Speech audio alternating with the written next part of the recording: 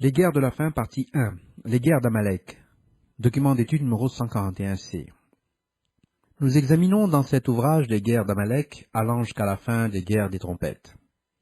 Introduction. Moïse a prophétisé avant l'occupation de la terre promise que Dieu combattrait contre Amalek dans les derniers jours. Nous lisons dans Exode 17, versets 7 à 16.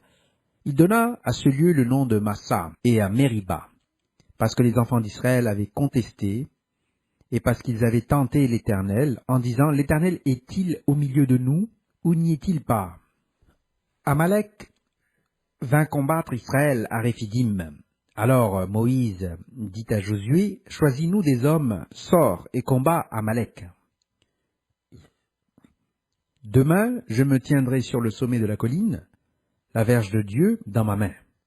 Josué fit ce que lui avait dit Moïse pour combattre Amalek. Et Moïse, Aaron et Hur montèrent au sommet de la colline. Lorsque Moïse élevait sa main, Israël était le plus fort, et lorsqu'il baissait sa main, Amalek était le plus fort. Les mains de Moïse étant fatiguées, ils prirent une pierre qu'ils placèrent sous lui, et il s'assit dessus. Aaron et Hur soutenaient ses mains, l'un d'un côté, l'autre de l'autre, et ses mains restèrent fermes jusqu'au coucher du soleil. Et Josué vainquit Amalek et son peuple au tranchant de l'épée. Et l'Éternel dit à Moïse, « Écris cela dans le livre, pour que le souvenir s'en conserve. Et déclare à Josué que j'effacerai la mémoire d'Amalek de dessous les cieux. » Moïse bâtit un autel et lui donna pour nom, « L'Éternel ma bannière. » Il dit, « Parce que la main a été levée sur le trône de l'Éternel, il y aura guerre de l'Éternel contre Amalek de génération en génération. » Ainsi les derniers jours verront la guerre avec Amalek, et le Seigneur combattra contre Amalek, et effacera son nom de dessous les cieux. La prophétie soulève alors la question, mais qui est Amalek? Nous avons répondu à cette question dans un certain nombre d'écrits, et de manière approfondie dans le Coran, ou Coran. Il y a cependant une distinction vitale dans l'identification, et elle doit être identifiée comme un élément vital dans le peuple, et les différentes nations, comme nous allons le voir. Amalek a également été identifié dans les textes du Coran, spécifiquement au commentaire sur le Coran, Surat 15, Al-Hirj, Q015, et au commentaire sur le Coran, Surat 81, Q081, concernant les guerres d'Amalek dans les derniers jours. Voir aussi résumé du commentaire sur le Coran, ou à Coran, QS, et en particulier à la section QSB, comparer également l'étude L'origine génétique des nations numéro 265 et d'autres ci-après dans ce document. Les guerres d'Amalek dans les derniers jours ont commencé avec le printemps arabe musulman de l'année 2012 à 2013 à 2019-2020. La semaine des guerres d'Amalek se termine avant l'année de sabbat de 2019. Les guerres ne feront que s'intensifier au cours de la période que nous avons déjà vue, jusqu'à ce que cela culmine en guerre biochimique de la 5e trompette, et ensuite dans la guerre thermonucléaire de la 3e guerre mondiale, en l'année 2019-2020, 2020-2021, qui est la guerre de la 6e trompette, et jusqu'en 2024, sous les témoins, et le Messie, ce qui sera expliqué dans les parties 2 et 3 ci-dessous dans ce document. Voir également le document d'étude Les semaines du conte de l'Homère appliqué au dernier jubilé, numéro 173A. Voyons l'identification d'Amalek. Il est tentant d'identifier les fils d'Amalek en tant que le peuple arabe, comme nous le voyons dans l'histoire des Arabes qui les lie aux Arabes depuis Al-Hirj, dans les environs de Beka Petra. La réalité est que les fils d'Amalek sont liés à la fois aux Arabes, aux Édomites et aussi aux fils de Ketura, et aux Élamites ou Perses. Les dévots sont associés aux dieux païens de Baal ou de Hubal et à la déesse et aux lois de Hubal sur lesquelles est fondée la charia. Et c'est leur identité qui se rapporte aux guerres des derniers jours. Dieu ne cherche pas à éradiquer les fils de Sem, mais plutôt les pseudo-musulmans qui enseignent les doctrines païennes de la charia et le déni des saintes écritures. Ceux-là sont ceux qui échouent à observer le calendrier de Dieu, voir le document numéro 156, et qui ne comprennent pas comment le calendrier a été corrompu dans le judaïsme et dans le pseudo-islam. Voir le document d'étude Les calendriers hébreux islamiques réconciliés numéro 053. Ces infidèles, Christ les détruira pour toujours. Ceux qui se repentent et se convertissent aux doctrines unitariennes de l'observation du sabbat, de l'écriture et du Coran survivront. Les éléments de la charia seront éradiqués. Les éléments Amalek diffèrent des adorateurs de Baal qui ont un dieu binitaire ou trinitaire, entre parenthèses dérivé d'Atis et Cybèle et du dieu Triune. Ils adorent le dimanche et célèbrent Noël et Easter, la Pâque païenne, des cultes du soleil et des mystères dérivés du culte de Baal. Ils sont tous les deux cependant les adorateurs des doctrines de Baal et de la déesse Easter, d'inspiration sataniste. Les deux éléments seront détruits au cours de ces derniers jours. Les éléments des dieux Atis, Adonis et Osiris sont entrés dans le christianisme à partir de Rome, avec Atis et Mithra, et les autres éléments depuis la Grèce et Alexandrie. Ce sont les éléments antinomiens centrés sur Rome que Christ détruira également pour toujours. Les 7 sceaux sont essentiels à la compréhension de la séquence. Ils sont traités dans les documents d'étude les 7 sceaux, numéro 140. Le 7e sceau est en fait la séquence des 7 trompettes, numéro 141. Ce sont elles qui nous donneront la séquence des problèmes des derniers jours. Nous nous pencherons sur les guerres et leurs résultats et les comparerons au livre d'Esther, ci-après dans ce document, entre parenthèses, voir le commentaire sur Esther F017.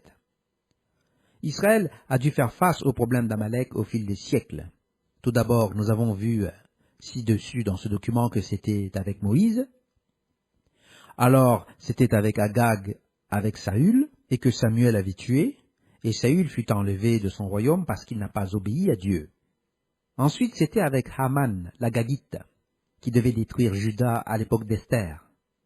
Comme nous l'avons vu dans le commentaire sur le Coran, Haman était un nom traditionnel des chefs des Amalécites. Agag était le souverain du temps de Samuel, et les Agagites étaient un clan dirigeant des Amalécites à l'époque de la captivité. Ces conflits sont également détaillés dans le commentaire sur Esther F017. Les 10 fils de Haman sont une typologie des derniers jours, de l'empire des 10 orteils tués par le Messie.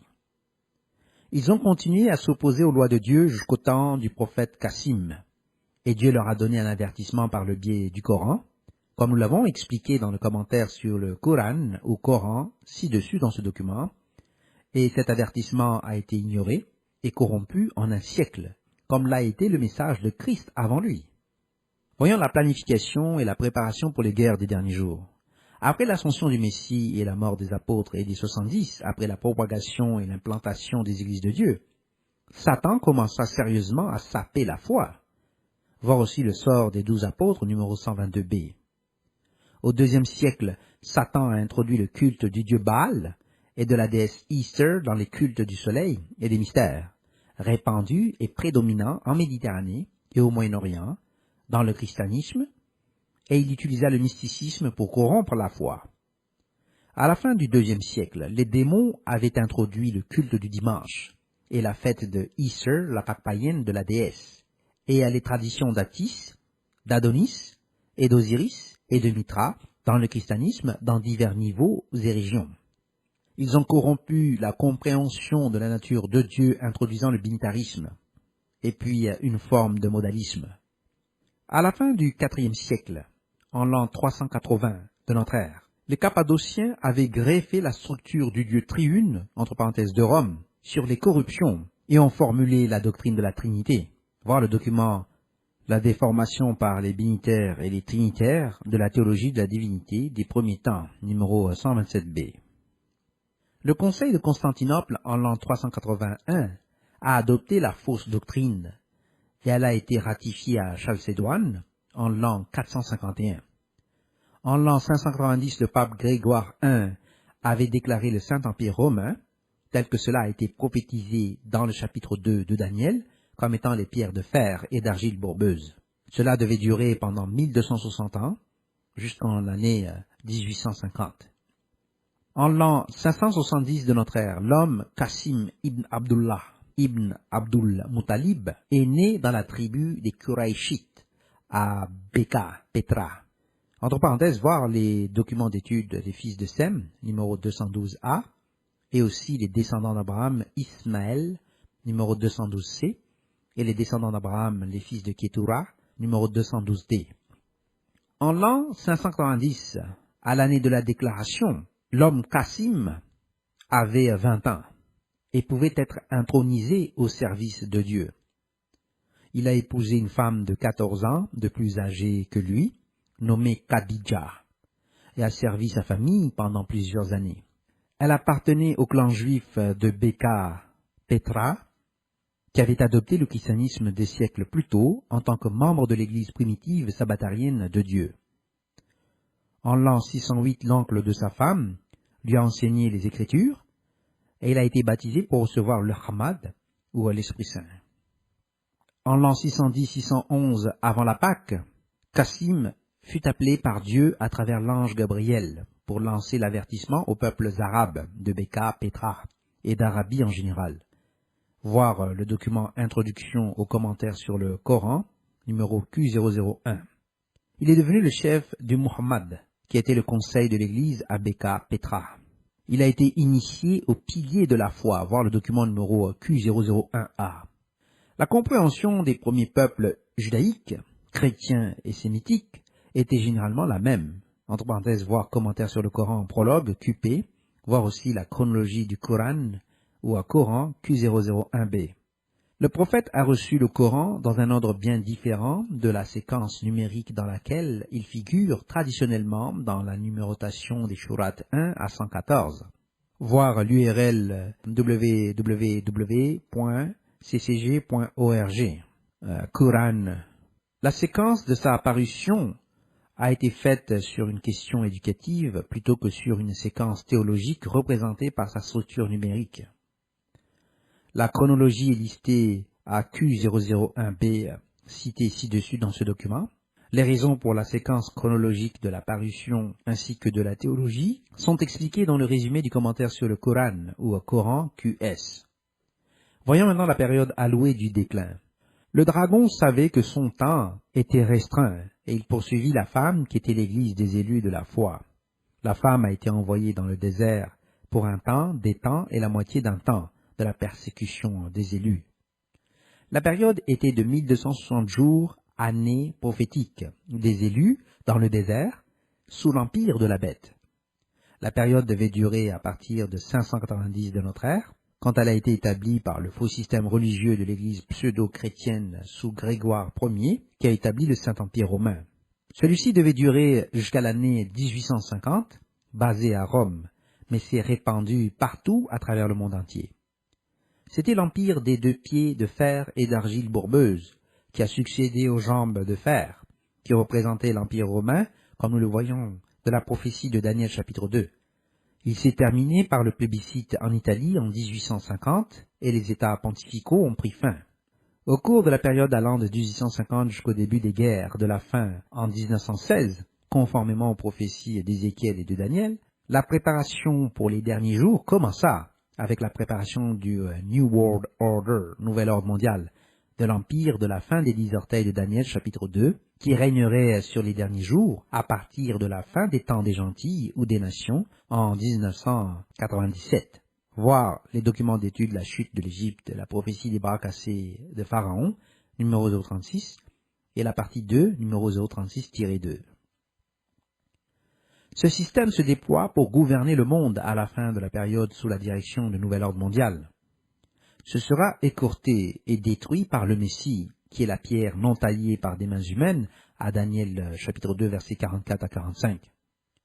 Le Messie détruira tout ce système babylonien et la domination de ce monde, et prendra le contrôle du monde dans les dernières années de la période se terminant en 2026-2027 de l'ère courante, ce qui est exactement 40 jubilés ou 2000 ans à partir de la formation de l'Église sous le Messie de l'an 27 de notre ère, qui était la 15e année de Tibère, lorsque Christ a été baptisé par Jean-Baptiste et que Christ a choisi ses disciples. L'Église a reçu l'Esprit Saint en l'an 30 de notre ère, lors de l'acceptation de Christ en tant qu'offrande de la gerbe agitée devant le trône de Dieu. Entre parenthèses, comparez Actes chapitre 2, Apocalypse chapitre 4 et 5. Comparez les documents d'étude Le moment de la crucifixion et de la résurrection, numéro 159, Le signe de Jonas et l'histoire de la reconstruction du temple, numéro 013. Comparez aussi L'homme du péché et l'apostasie, numéro 299E. Voyons maintenant le temps du trouble de Jacob, ou le temps de détresse de Jacob. Le temps des troubles de Jacob, Jérémie 30, verset 7, a commencé en 1916, 2520 années ou 7 ans à partir de la bataille de Carchemish, entre parenthèses 605 avant notre ère, qui a établi le modèle babylonien de Daniel chapitre 2, qui devait durer 7 ans ou 2520 années. Et cette période symbolisée par la prophétie des bras cassés du Pharaon dans Ézéchiel devait se poursuivre pendant 2 périodes de 40 ans qui allaient jusqu'à la fin du temps des gentils en 1996-97. 2520 années après l'occupation de l'Égypte par Cambyse en l'an 525 AEC, avant notre ère, tel qu'expliqué dans les documents sur la chute de l'Égypte, numéro 036, et numéro 036-2, énuméré ci-dessus dans ce document. Cette période continue jusqu'à la venue du Messie et la fin des guerres et des coupes de la colère de Dieu, d'ici jusqu'au jour des expiations de 2024. Cette période met fin aux guerres des derniers jours, avec la fin des coupes sous le Messie. Comparez les guerres des derniers jours et les coupes de la colère de Dieu, numéro 141b. Ce sujet soulève ensuite la question de qui est Jacob, et donc qui et où est Israël. Voyons maintenant Israël. En l'an 722 avant notre ère, la dernière des 10 tribus nordiques d'Israël était entrée en captivité sous les Assyriens et envoyée au nord de la rivière Arax. Les éléments à l'est du Jourdain étaient partis plus tôt, et ils étaient dispersés parmi les éléments des Hittites, entre parenthèses, et de certains Scythes. Ils ont ensuite formé des tribus composites de R1b Hittites et de HG, haplogroupe I, Israélites, qui ont duré dans les régions au nord de ce qui est maintenant l'Irak, jusqu'à la fin de l'Empire parthe, lorsqu'ils ont migré vers le nord-ouest en Europe et se sont installés dans le nord-ouest de l'Europe. Entre parenthèses, il y a aussi à quelques Assyriens haplogroupe G. Les éléments des Tuatha des Danaan ont émigré en Irlande, avant que le prophète Jérémie ne s'y rende au moment de la captivité. Ils constituent le haplogroupe I, entre parenthèses Isle, chez les Britanniques et les Irlandais. Les autres Israélites parmi les Anglo-Saxons et les Jutes sont les 8 groupes du haplogroupe I, entre parenthèses AS. Ils sont disséminés en Europe, dans les autres groupes nationaux, parmi les Lombards et les Hérules de Dalmatie et du Danemark à l'Espagne, et dans les Balkans. Ils se sont également répandus parmi les Francs-Saliens et Riphatiens, qui ont plus tard constitué les Français. Les haplogroupes sémitiques des fils d'Abraham appartiennent au supergroupe IJ, puis sont divisés en haplogroupes I et J.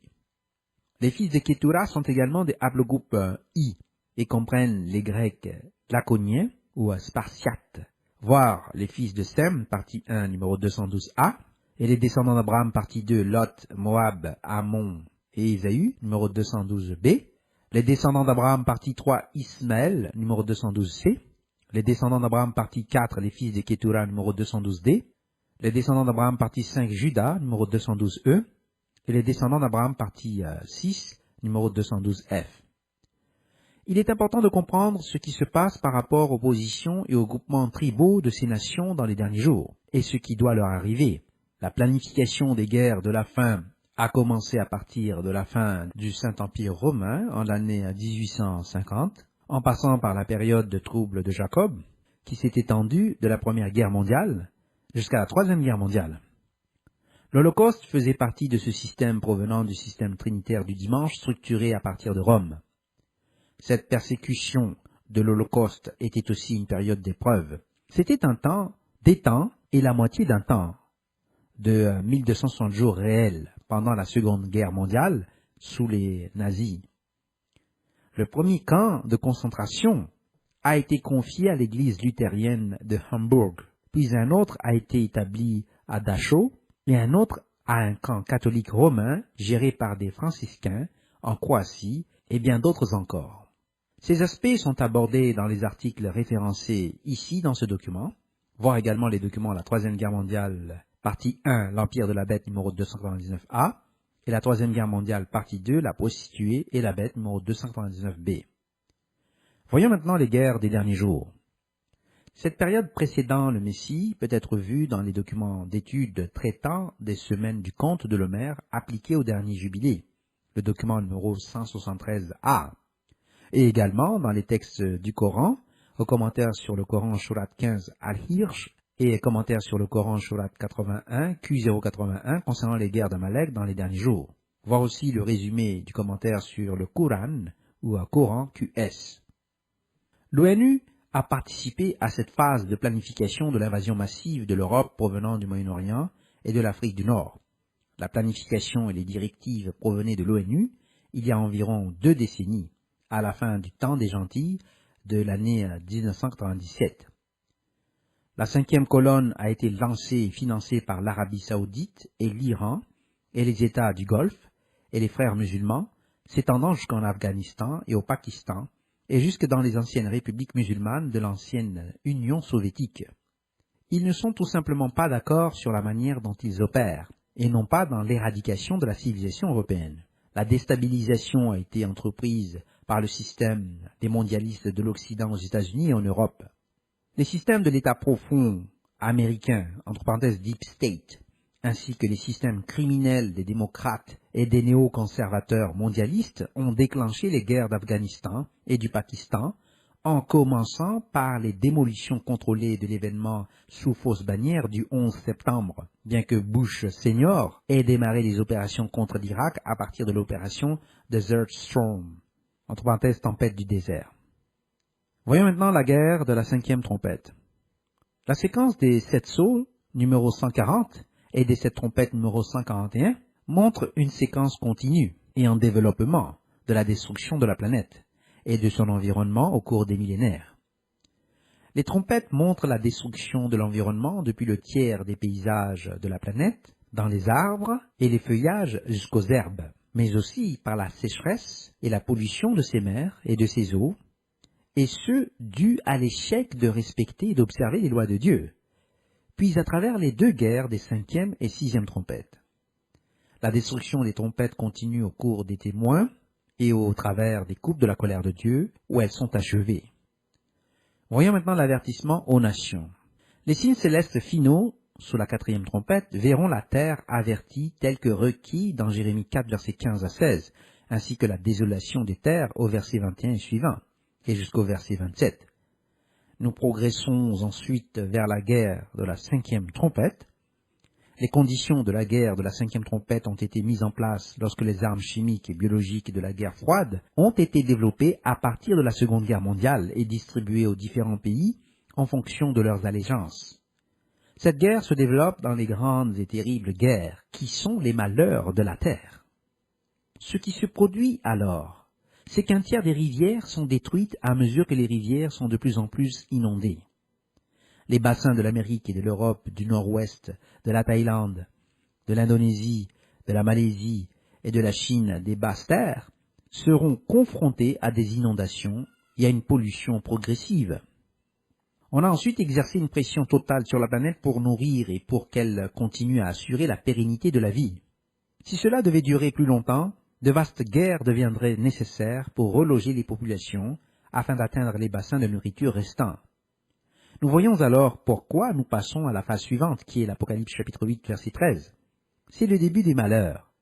Le verset 13 nous dit « Je regardais, et j'entendis un aigle qui volait au milieu du ciel, disant d'une voix forte « Malheur, malheur, malheur aux habitants de la terre, à cause des autres sons de la trompette des 3 anges qui vont sonner. » Version Louis II.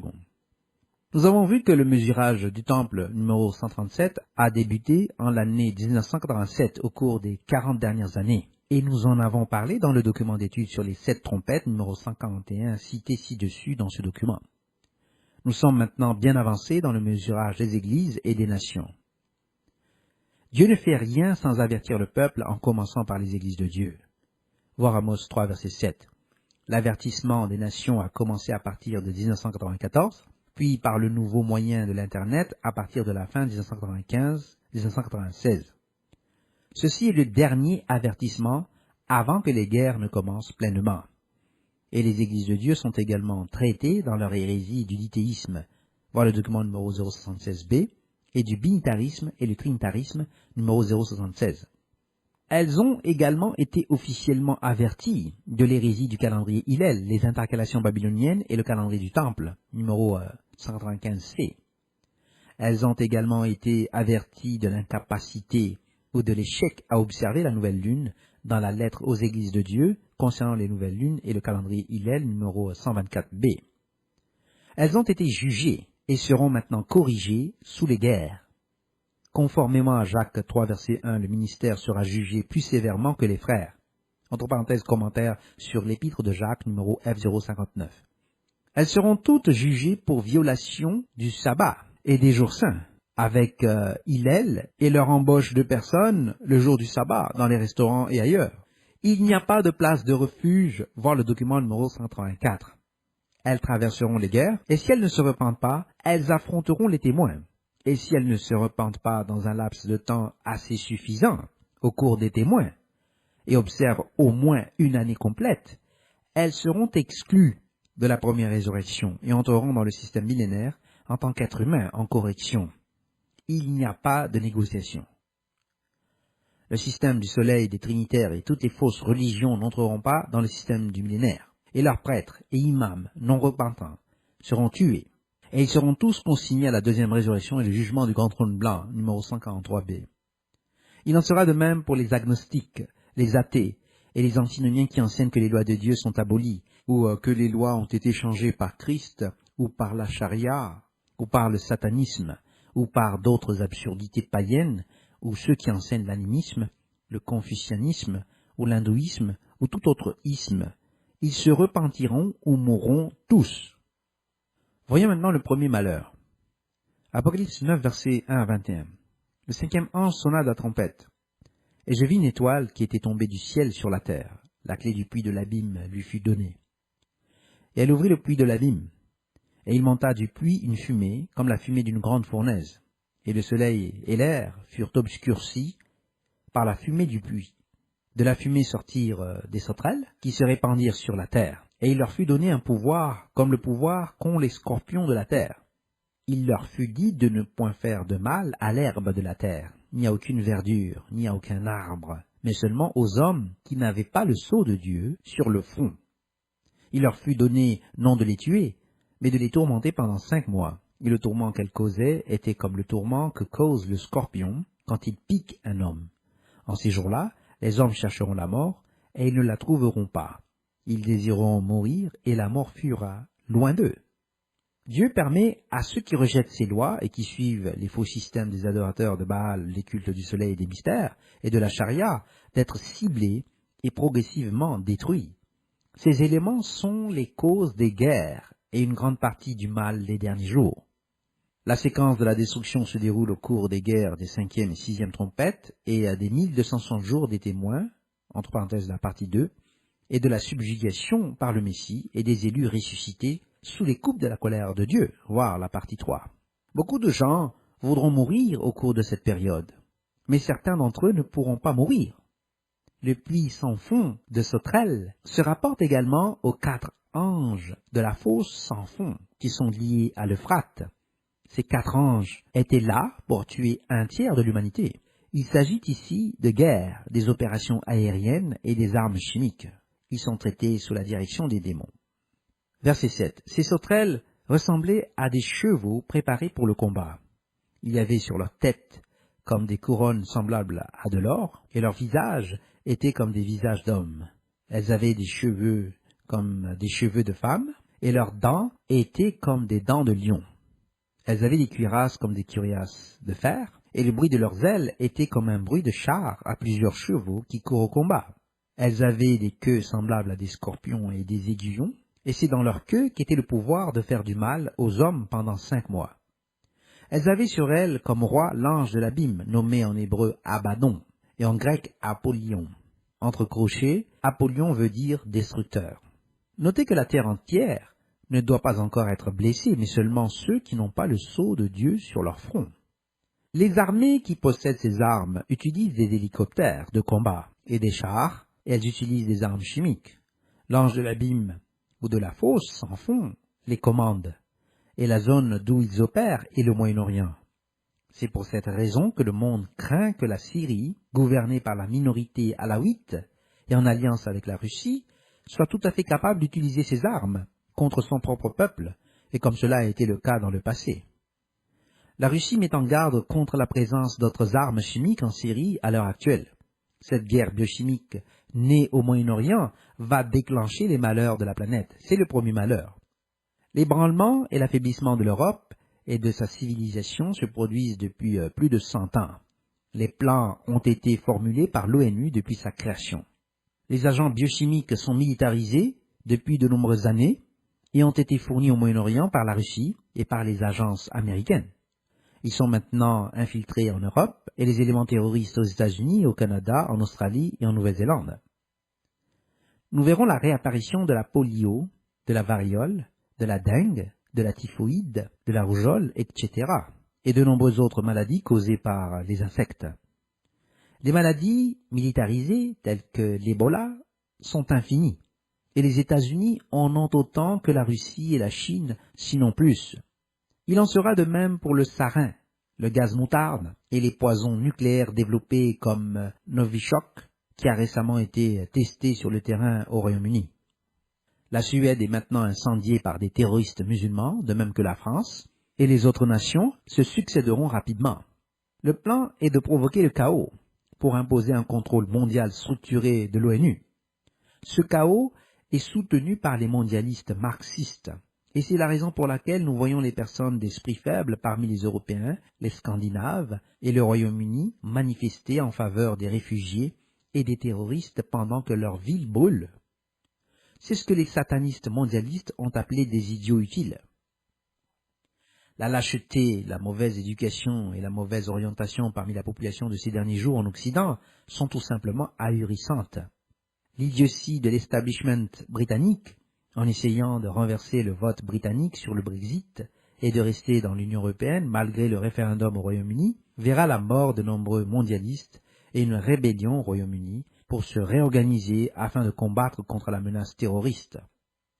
Le Royaume-Uni sera néanmoins contraint d'opérer avec l'Allemagne et d'occuper la France pour survivre, et de cette union émergera le dernier pouvoir de la bête. Le plan visant à contrôler l'Union européenne et à l'infiltrer ne fonctionnera pas dans un premier temps, car les gens ne le toléreront tout simplement pas, et les politiciens mondialistes qui sont actuellement en contrôle seront renversés et tués systématiquement au fur et à mesure que les nations se réveilleront de ce qui leur a été fait. L'Australie est sur le point d'arrêter toute immigration musulmane, car les gens voient ce qui se passe, car ils sont exposés à davantage de terrorisme. Il en va de même aux États-Unis.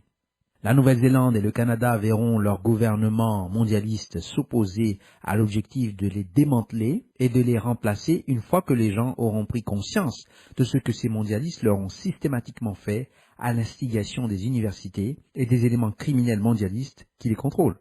De nombreuses universités, à commencer par Oxford et le système mondialiste de Rhodes, souffriront grandement dans le monde entier. Les mondialistes marxistes ont miné la population et leur lavage de cerveau constituera un véritable problème. Les guerres en Europe se transformeront en cette terrible guerre biochimique qui forcera l'escalade vers la guerre de la 6e trompette qui est le deuxième malheur. Satan et les deux éléments des pseudo-chrétiens en Europe, ainsi que les pseudo-musulmans du hadith et les terroristes de la charia qui s'y déplacent, forceront la réaction de l'Europe de l'Ouest.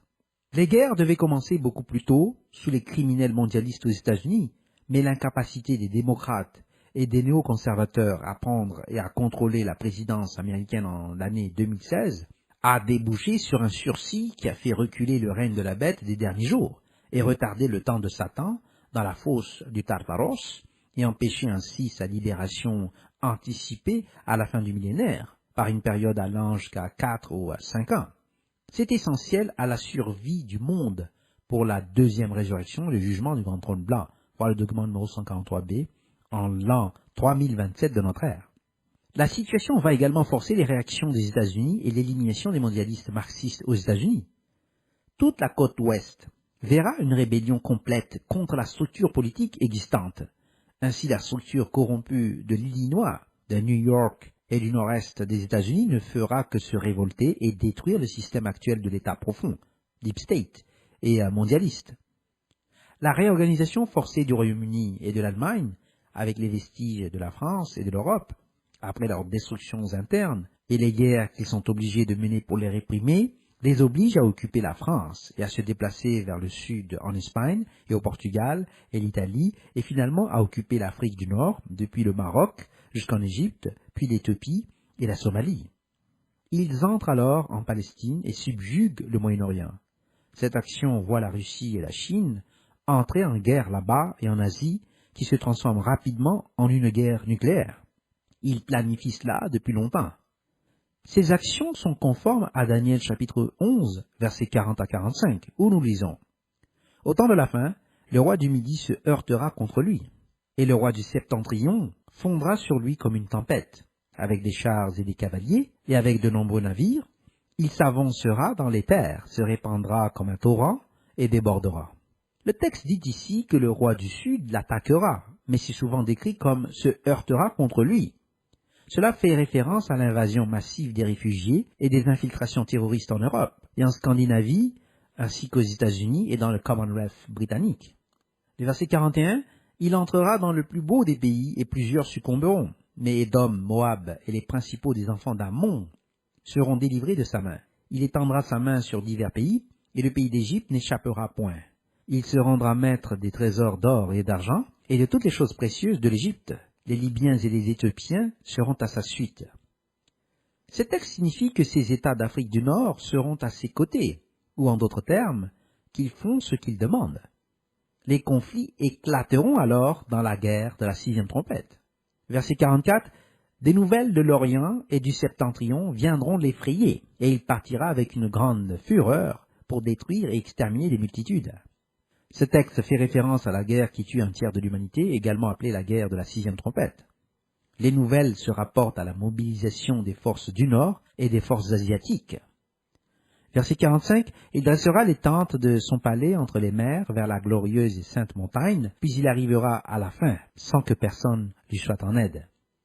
Ce texte final, au verset 45, fait référence aux 42 derniers mois de l'Empire de la Bête, et durant les témoins, et leurs 1260 jours et la venue du Messie, comme nous l'expliquons ci-dessous dans ce document d'étude, et tel que prophétisé dans Daniel chapitre 12. Ils occupent Gaza et la Palestine et entrent au Liban et établissent l'organe de l'ONU à Jérusalem. Nous verrons aussi la prostituée religieuse laquelle a conspiré avec la bête, détruite au Vatican, à Rome, et la prostituée procédera avec la bête pour occuper Jérusalem pendant les 42 mois, au cours desquels elles affronteront les témoins, comme nous le voyons dans la partie 2. Mais pourquoi tout cela est-il nécessaire? Pourquoi devons-nous affronter ces conflits? Assurément, Dieu peut les arrêter s'il le veut. Mais quel est son plan? Voyons le plan de Dieu. Avant que Dieu ne crée la terre, voir Job 38, verset 47, Dieu vit par son omniscience le résultat de la création et de la rébellion du tiers de l'armée, et la nécessité de la rédemption de l'humanité et de l'armée déchue. Après que la terre fut devenue tohu et bohu, ou sans forme et vide, les Élohim, ou fils de Dieu, ont été envoyés sous la direction de l'Esprit Saint pour remettre à neuf la terre, comme nous le voyons dans le chapitre 1 de la Genèse. Satan a été placé en charge de la terre en tant que son étoile du matin. Satan s'était opposé à la création de l'homme et avait interféré avec eux, comme en témoignait Enoch, qui s'est qualifié comme fils de Dieu de remplacement. À la suite du péché, la terre a été détruite par le déluge et a repris sous Noé et ses fils. Pour préserver le libre arbitre et la valeur de l'expérience d'apprentissage pour l'avenir de l'humanité, Dieu a permis le problème du mal, voir le document numéro 118, d'exister. Pour permettre à son système et pour accomplir son plan, lui étant omniscient, a déterminé un nouveau système utilisant tous les aspects de l'armée humaine et l'armée céleste lorsque Dieu a décidé qu'ils étaient aptes à être utilisés. Comparez le document à la prédestination numéro 296. Après que Noé eut reconstitué la terre et qu'ils eussent atteint l'apogée de leur obstination à Babel. Eloah confondit leurs langues et les dispersa. Le Très-Haut a réparti les nations selon le nombre des fils de Dieu qui ont formé le conseil divin des 70, tel qu'établi parmi les Élohim. Entre parenthèses, voir Deutéronome 32, verset 8, dans la version RSV, comparé la version 70 et les manuscrits de la Mer Morte. Le texte massorétique a été délibérément modifié pour dissimuler ce fait. Israël a été mis de côté pour être l'héritage de l'Élohim au Fils de Dieu que nous connaissons maintenant en tant que Messie. Le Messie était l'étoile qui devait sortir de Jacob, voir Nombre 24, verset 17. Israël devait constituer le véhicule physique pour la préservation des lois de Dieu à la fois sous les tribus et les prophètes, et ensuite à travers les églises de Dieu en tant qu'édifice spirituel qui devait remplacer les fils de Dieu en tant que temple de Dieu, ainsi que les Élohim qui devaient remplacer les démons ou l'armée déchue lorsque leur temps serait écoulé. Voyons maintenant la transition du pouvoir. Dès le commencement, Dieu a établi la semaine comme grande ligne de son plan. Les 6 jours de la semaine, Dieu les a attribués à Satan comme Dieu, ou à Elohim, Théos de cette planète, voir 2 Corinthiens 4, verset 4. Et il a été donné à Satan 6 jours ou 120 jubilés pour gouverner la terre. Pendant ce temps, l'homme serait testé pour voir s'il obéirait ou non à Dieu et à ses lois.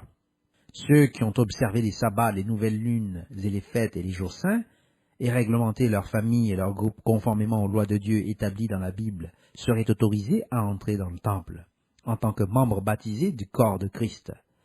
Auparavant, ce n'était qu'en étant choisi comme patriarche ou prophète que l'on pouvait entrer dans les élus. La première résurrection devait précéder le sabbat millénaire du Messie.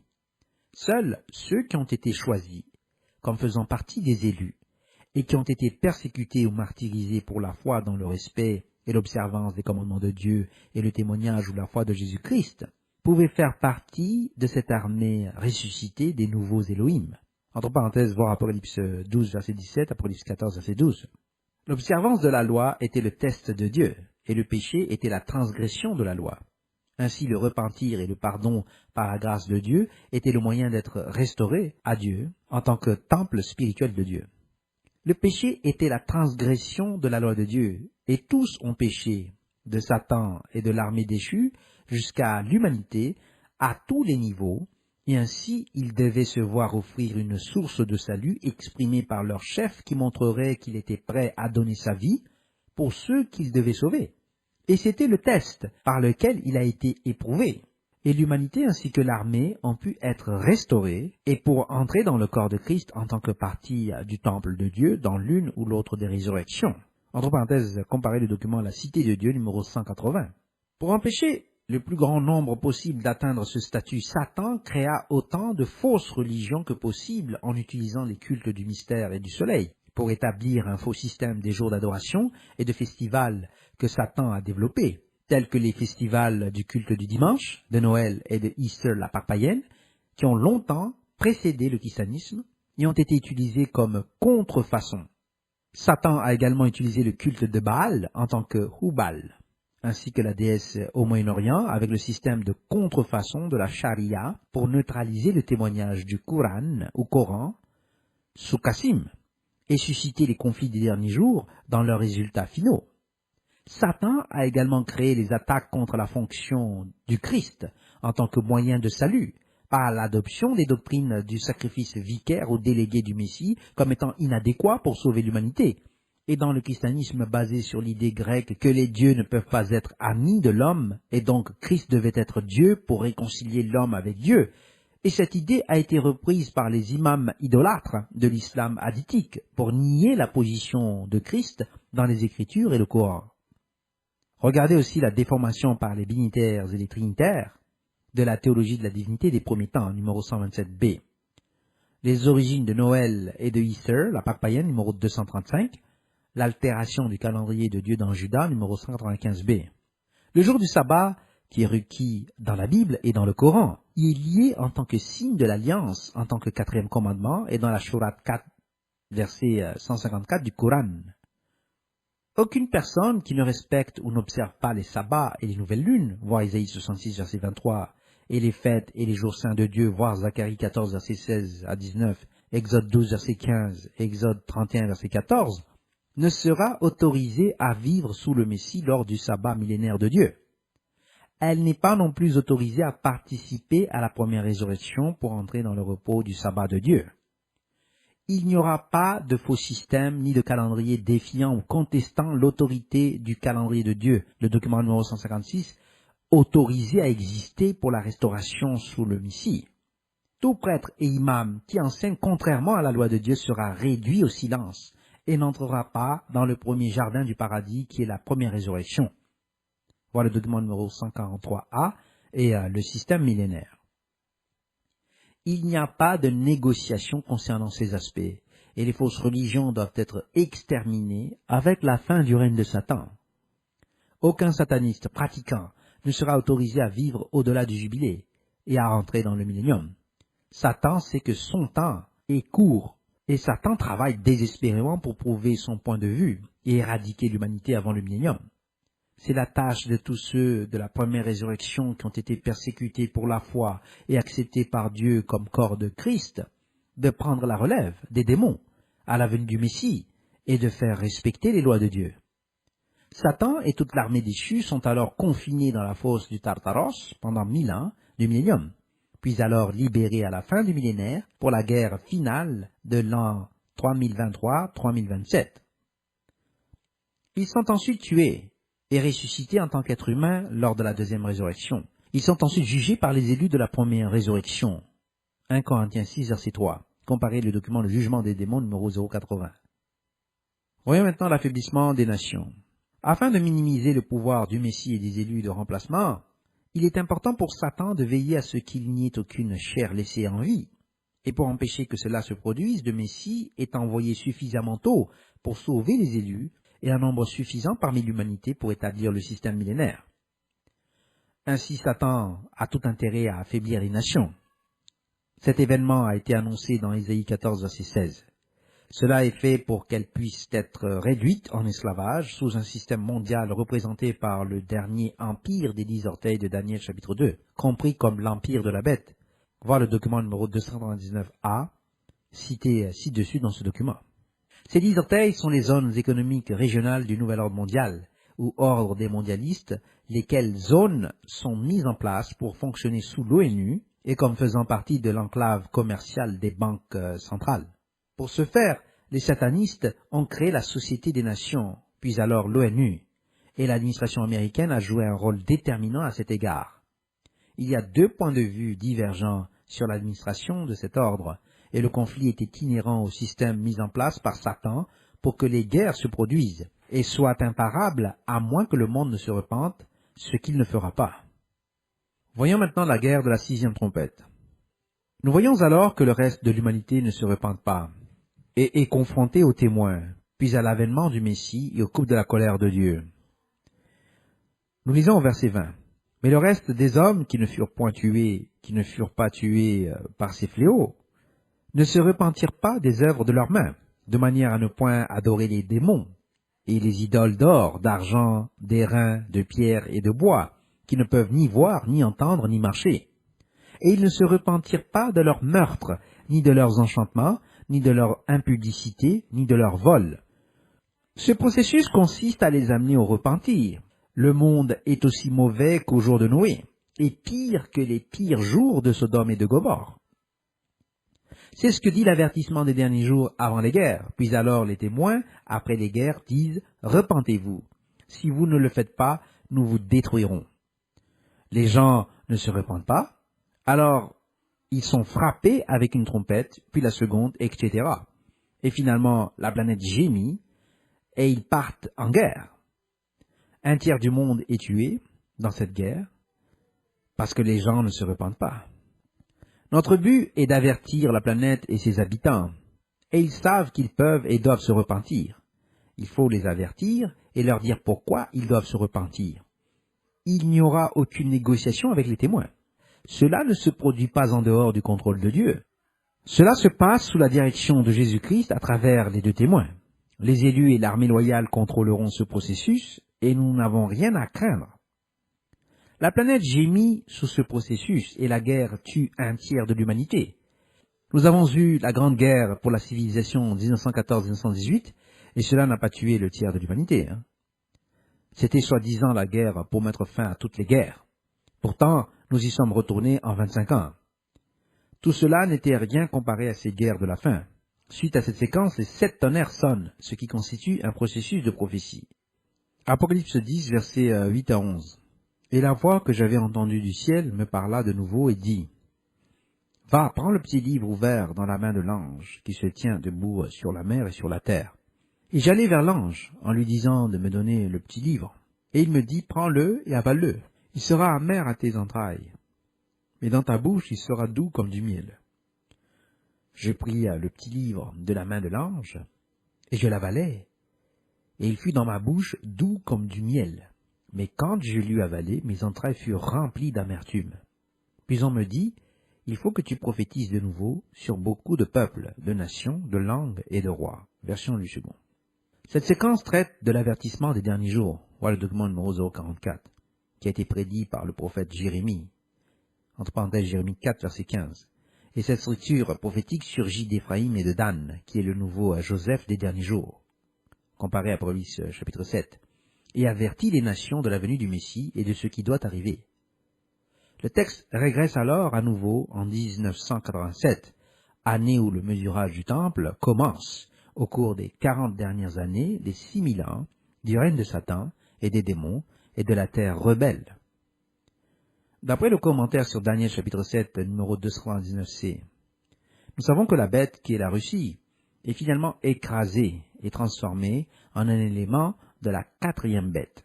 Cela signifie que dans le processus des guerres d'Amalek, avec la progression de la guerre de la 5e trompette à la guerre de la 6e trompette, les Russes se trouvent dans une situation où ils sont opposés et les éléments d'Amalek qui cherchent la destruction d'Israël se trouveront opposés et détruits. La Russie sera confrontée à la guerre nucléaire et les éléments actuellement en charge de la Russie et de la Chine seront renversés. La Russie deviendra alors une partie de la bête.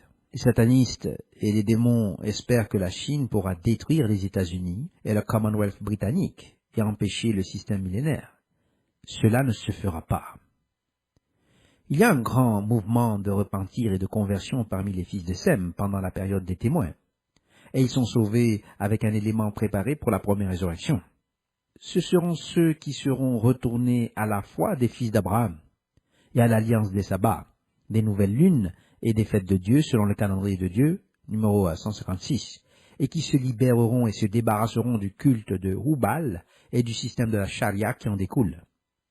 Tous les éléments de toute croyance seront retirés du culte du soleil de Baal et d'Isser dans le culte du dimanche et de Noël et de Isser la Pâque païenne, qui seront complètement éliminés du monde au début du millénaire. Le processus antinomien sera également détruit. Comparez le document L'homme du péché et l'apostasie numéro 299e.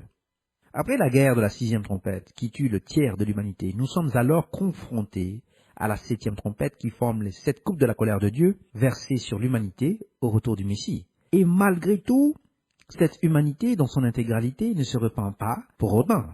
Voyons maintenant l'affaiblissement des États-Unis et du Commonwealth britannique. Israël a été affaibli au temps des troubles de Jacob à cause des pertes massives de 1916-1918 et de la Seconde Guerre mondiale. Après la Seconde Guerre mondiale, la puissance industrielle des États-Unis, du Commonwealth britannique en Australie, au Royaume-Uni et au Canada a été délibérément sabotée par ses dirigeants et par les mondialistes des systèmes bancaires et financiers. La capacité à mobiliser et à produire des armes a été systématiquement réduite et détruite par les traîtres parmi eux. Souvent, leurs secrets d'État et leurs intérêts ont été détruits ou trahis par les criminels de la Maison-Blanche et dans les systèmes de sécurité ainsi qu'au Royaume-Uni. Le Congrès a sapé la santé des nations et a volé des sommes considérables au peuple. La réglementation des poisons et des produits pharmaceutiques était corrompue et la santé de la population était compromise et fragilisée. Les politiciens ont utilisé l'argent du pétrole arabe et iranien afin de permettre aux autorités corrompues du Royaume-Uni, de l'Union européenne et des États-Unis, dans l'administration et le système judiciaire, de saper, d'asservir leur peuple et de permettre à la fausse religion de l'islam hadithique d'entrer en Europe, en Australie et aux États-Unis afin que les satanistes, pédophiles, pervers et sodomites sapent les normes éthiques de la population. La guerre de la 5e trompette éveillera les gens à la gravité du problème. Mais jusqu'à la guerre de la 6e trompette, ils n'auront pas été complètement conscients du danger dans lequel ils se trouvent. Quand ils se réveilleront de la trahison et de la tromperie de leur chef, ils se lèveront et réagiront et commenceront à ôter les traîtres parmi eux.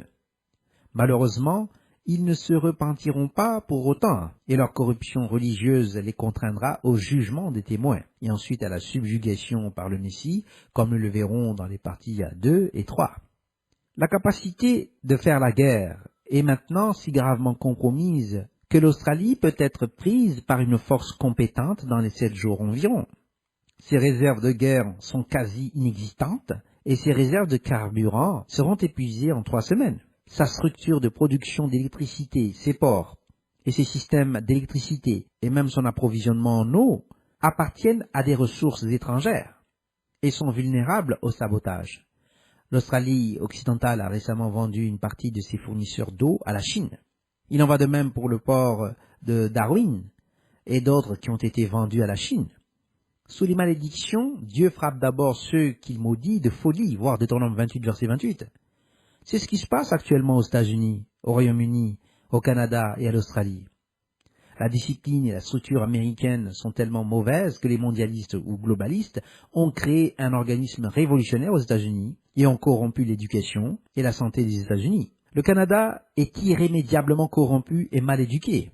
Les lois de Dieu ont été tellement ébranlées et sapées que les États-Unis et le Commonwealth britannique ne les reconnaissent ni ne les suivent et les appellent inutiles au mieux, ou simplement mauvaises, et suivent les lois des cultes du soleil et des mystères sous Satan, comme si elles étaient les bonnes lois. Et ils suivent le calendrier satanique avec leur congé au jour de sacrifices humains en célébrant les fêtes sataniques. La seule chose qui empêchera les États-Unis et le Commonwealth britannique d'une destruction et d'une captivité totale, ainsi que l'Europe, c'est la capacité nucléaire des États-Unis et du Royaume-Uni. Les globalistes ou mondialistes et les satanistes ont vu que leur capacité devait être détruite, autrement le nouvel ordre mondial ne pouvait pas être imposé. Les nations des États-Unis et du Commonwealth britannique ont été systématiquement paralysées par les accords commerciaux et à des coupes budgétaires importantes dans le domaine de la défense, et les industries de la défense ont été expédiées à l'étranger. Leur structure politique a été corrompue par les satanistes et les mondialistes qui n'étaient souvent qu'une seule et une même chose. Le système religieux des cultes trinitaires du soleil et du mystère a pour but de saper le système religieux et de prendre le contrôle des systèmes judiciaires et éducatifs de tous les États-Unis et du Commonwealth britannique en entier, de sorte que leur force soit sapée. Cependant, au cours de la guerre de la 5e trompette, l'horreur totale de ce qui leur a été fait deviendra évidente pour le monde entier. Le mal absolu du système de Rome sera davantage exposé, et la bête va se retourner contre la prostituée et la détruira. Le Vatican sera écrasé et les prêtres tués, et le système papal sera déplacé à Jérusalem sous le contrôle du système de la bête sur les corps de ses prêtres. Voir le document d'étude de la Troisième Guerre mondiale, la prostituée et la bête, numéro 299b. Voir aussi le document d'étude Le Dernier Pape, numéro 288, pour un examen de leur propre prophétie concernant leur mort. Les échanges nucléaires viseront à paralyser les capacités industrielles et administratives des grands centres. Les villes ciblées de l'Australie seront les centres de Brisbane, Sydney, Melbourne, Adélaïde et Perth, et le centre politique de Canberra. Les ports de Darwin et du Nord sont déjà sous contrôle chinois. La nation peut alors être prise en charge, et le peuple réinstallé là où les démons et les satanistes souhaitent les envoyer. À moins que les colons d'Australie ne se repentent, ils pourraient bien se trouver envoyés au Transsibérien et occuper les régions de la Sibérie. Et les Écossais et les Irlandais pourraient bien se retrouver à Umrishi, dans la région autonome d'Ouïghour, où leurs ancêtres étaient circa 750 avant notre ère. Le talon d'Achille de l'Australie réside dans ses réserves d'eau et sa sécurité, et les terroristes se dirigeront vers ces réserves, ainsi que les systèmes de contrôle, d'infrastructure et de transport dans les villes. La capacité militaire de l'Australie est très faible, et la conscription nationale doit être immédiatement mise en place pour lui donner tout espoir de survie. La Chine a également désigné un certain nombre de nations qui seront occupées et absorbées dans la Grande Chine. Ils ont annoncé en août 2018 que les Philippines sont l'une de ces nations. Ils estiment nécessaire de mener 6 guerres au cours des 30 prochaines années. Heureusement, Dieu ne permettra pas cela et arrêtera toutes les guerres au-delà de 2024 pour le système millénial. Aux États-Unis, au cours de la Troisième Guerre mondiale, ce seront les ports de la côte ouest et les ports de la côte est qui seront ciblés en premier lieu. Une arme à impulsion électromagnétique sera détonée dans le centre-ouest, probablement au-dessus d'Omaha, au Nebraska, et la totalité du réseau américain s'effondrera. Les constructeurs de véhicules installent des ordinateurs dans les véhicules depuis le début des années 70, de telle sorte qu'ils peuvent être désactivés dans leur intégralité, et que les pays sont impuissants à déplacer les personnes et leurs systèmes de transport peuvent également être stoppés. Cela a été fait pour le contrôle de la population en état d'urgence. Cependant, cette capacité peut également être utilisée par les deux côtés des forces opposées. De plus, les avions contrôlés par ordinateur constituent une faiblesse dans les échanges nucléaires, et tous les avions de chasse nucléaires de première ligne devraient être équipés de soupapes de sécurité, comme nous le savons depuis le début des années 1970, et qui ont été placés dans les MiG-21B, Foxbat et les avions subséquents. Nos réserves alimentaires sont détruites par l'incompétence et la sécheresse. Les nations dégénèrent vers la sodomie et le lesbianisme, et le mariage entre personnes de même sexe, la pédophilie et le transgenre par l'émasculation de nos jeunes. Nous avortons nos jeunes par millions et nous prélevons des organes et tuons des gens, surtout des enfants, en masse. Nous tuons nos gens avec des drogues et nos politiciens en profitent. La Chine fabrique les drogues et détruit notre jeunesse comme un élément de sa stratégie. Dieu a retiré sa main de l'humanité, et nous sommes maintenant sur le point d'affronter les jours de la fin dans toute la colère de Dieu. Nous ferons face à des sécheresses continues jusqu'en octobre 2024, comme les témoins et le Messie nous le disent. Nous devons stocker des réserves alimentaires autant que possible partout dans le monde. En août 2018, M. Poutine de Russie a déclaré à Mme Merkel que la guerre en Syrie est maintenant terminée et que tous les Syriens devraient être renvoyés dans le pays pour aider à sa reconstruction. Entre parenthèses, cependant, il a également mis en garde contre les attaques chimiques prévues comme cité ci-dessus dans ce document. Cela ne correspond évidemment pas aux objectifs des mondialistes ou globalistes et à ce pourquoi les dirigeants de l'Union européenne ont été payés. Cependant, lorsque la guerre de la 5e trompette sera à son paroxysme, beaucoup de ces dirigeants seront tués et la société réorganisée. À la suite de cette réorganisation horrible, le dernier empire de la bête émergera et les guerres d'Amalek verront le système additique de la charia détruit avec celui des mollahs à Téhéran. Le Pakistan, l'Afghanistan et les anciens États soviétiques s'allient à la Chine et seront contraints à un conflit nucléaire avec l'Inde et l'OTAN. La prophétie dicte également que ce qui est maintenant la Syrie sera inclus en Israël, qui s'étendra jusqu'à l'Euphrate, et le nord de l'Euphrate sera occupé par les Assyriens, qui viendront avec Israël en provenance du nord, voir Ésaïe 19, verset 23. Juda et Israël seront également combinés, voir Jérémie 3, verset 18. Voir aussi commentaires sur Sophonie, F036. Comparer Ésaïe 19, verset 23, concernant le jour du Seigneur, comparer aussi Bullinger, la note de bas de page. Alors que la guerre émerge des conditions au Moyen-Orient, la guerre de la 5e trompette va déstabiliser l'Europe. La Turquie a l'intention d'en tirer profit en utilisant son pouvoir et le système islamique pour rétablir le califat, et ses dirigeants cherchent à en tirer profit. En conséquence, l'alliance de l'OTAN sera compromise. L'alliance avec Israël sera également affectée. Dans un premier temps, il apparaîtra que les activités terroristes islamiques auront distrait et affaibli l'Europe et les États-Unis. La Russie et la Chine chercheront à sécuriser leur position dans le Pacifique et des tentatives seront faites pour déstabiliser les États-Unis et l'Australie et leurs alliances. Si la Russie veut faire la guerre à l'OTAN, elle doit agir de manière décisive. Sinon, elle doit chercher à rejoindre l'OTAN. ce que la Russie sera obligée de faire après la guerre. Lorsque cela sera perçu comme le plus opportun, la Russie frappera l'Europe, probablement en 3 bras. 1. La force du Nord entrera en Scandinavie par la Finlande. 2. La force centrale frappera la Baltique et la Pologne. 3. La force du Sud entrera en Grèce et dans les Balkans à travers la Serbie. La Turquie sera tentée de les rejoindre et de réoccuper la Grèce. Les 3 bras vont frapper l'Ouest pour paralyser l'Europe. L'administration de l'Union européenne est si faible, incompétente et corrompue qu'elle va presque complètement paralyser l'Europe et le Royaume-Uni.